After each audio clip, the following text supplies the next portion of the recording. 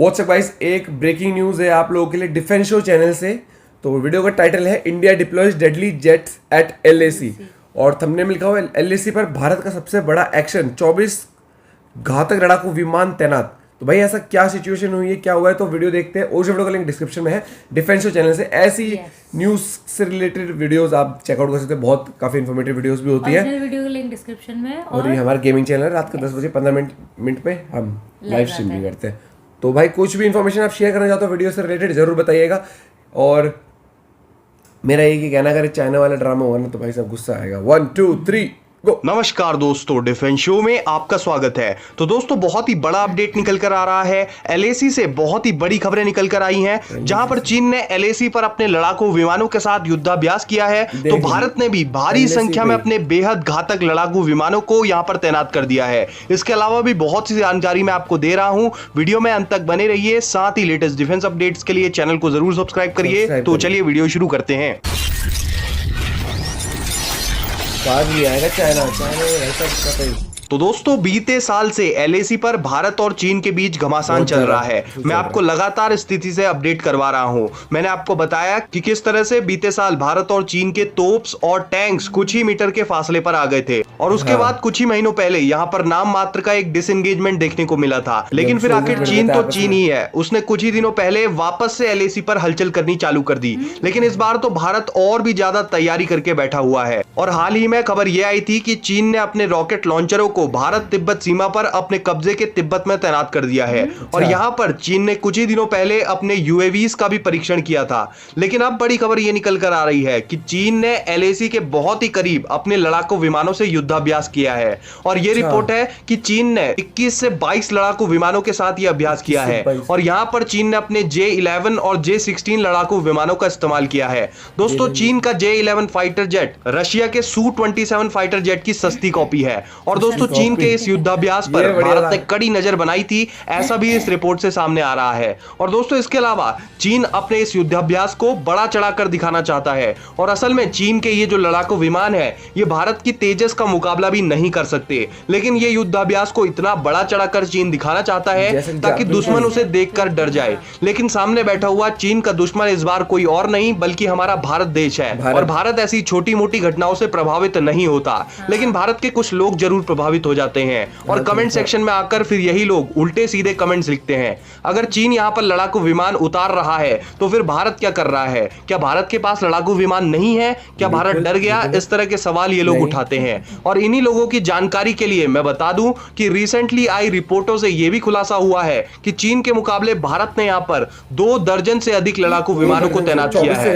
यानी कि एलएसी पर भारत के 24 से भी ज्यादा लड़ाकू विमान मौजूद हैं। और इन लड़ाकू विमानों में Su-30 और MiG-29 प्रमुख हैं। और चीन के लड़ाकू विमानों से बहुत ही ज्यादा एडवांस्ड भारत के लड़ाकू विमान हैं। इसके अलावा भारत का जो सबसे नया हथियार है यानी कि राफेल फाइटर जेट, उसको भी लगातार लद्दाख में उड़ाया जाता है। और भारतीय वायुसेना लगातार राफेल को लेकर लद्दाख के एरियाज में फ्लाई करती है। और इसके अलावा राफेलों का एक पूरा स्क्वाड्रन अंबाला एयरबेस में भी तैनात है, जहां से ये बहुत ही जल्दी एलएसी पर पहुंच सकते हैं। लेकिन बहुत से लोग यहां पर यह भी पूछ रहे हैं कि राफेल को आखिर एलएसी के फॉरवर्ड एरियाज में क्यों नहीं तैनात किया गया। तो दोस्तों इसके पीछे भी एक अच्छा खासा कारण है, क्योंकि राफेल अभी एक नया और काफी महंगा हथियार भारत का है। तो भारत उसे एलएसी के नजदीक सेंसिटिव एरियाज में तैनात करके कोई भी रिस्क नहीं लेना चाहता।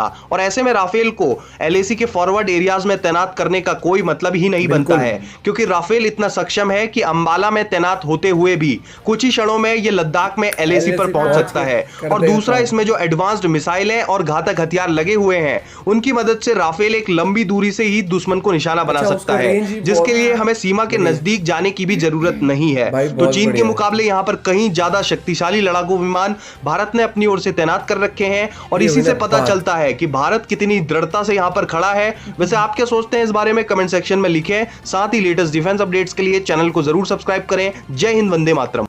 जय हिंद भाई, वंदे मातरम भाई। बहुत ही बढ़िया बात बताई। जो न्यूज़ है बिल्कुल बहुत ही क्लियर वे में बता दी भाई ने कि वो क्या बोलते हैं 20-21 फाइटर जेट लेके चाइना वाले वहां पर युद्ध अभ्यास कर रहे हैं, मतलब वॉर प्रैक्टिस करते हैं जो होता है। मतलब कि इतना बॉर्डर पे आके क्या शो करने की जरूरत है कि मतलब कि भाई साहब तुम कभी भी अटैक कर दोगे, ये नहीं समझ आता कि जैसे वो है ना कि पहले अटैक नहीं करता इंडिया, कभी भी ये पॉलिसी है।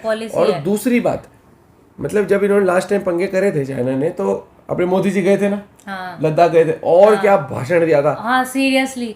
उसके बाद तो चाइना काफी टाइम तो ऐसा चुप बैठा था। तो अब क्या मुझे लग रहा है, अब क्या मोदी जी मेरे को लग रहा है सर्जिकल स्ट्राइक शुरू ना करवा ले अपने ऊपर।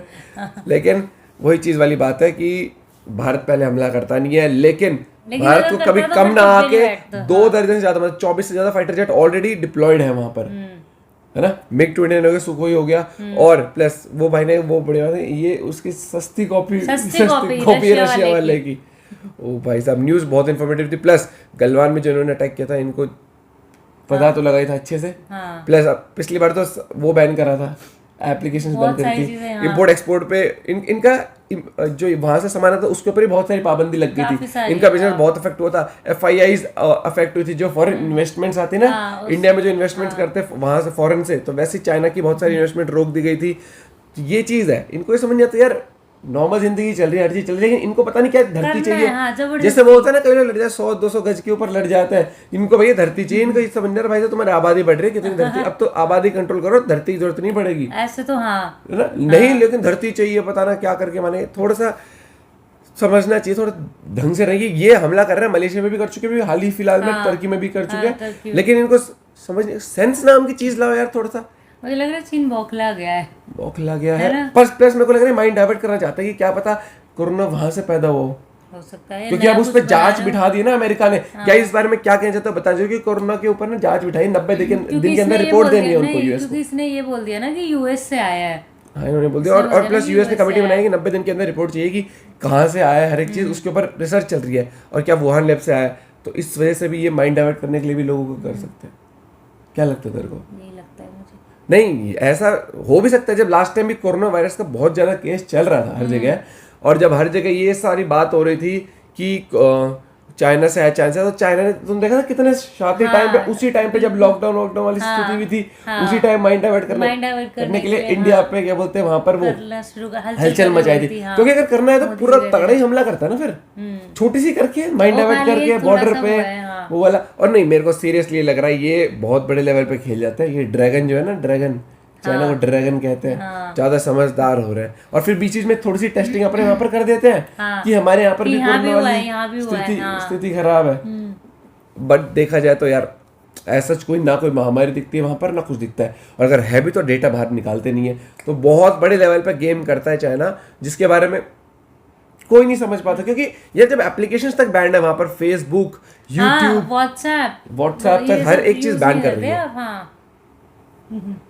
तो चाइना अगर अपने आप को शेर समझता है तो इंडिया पहले हमले नहीं लेंगे, इंडिया समझ।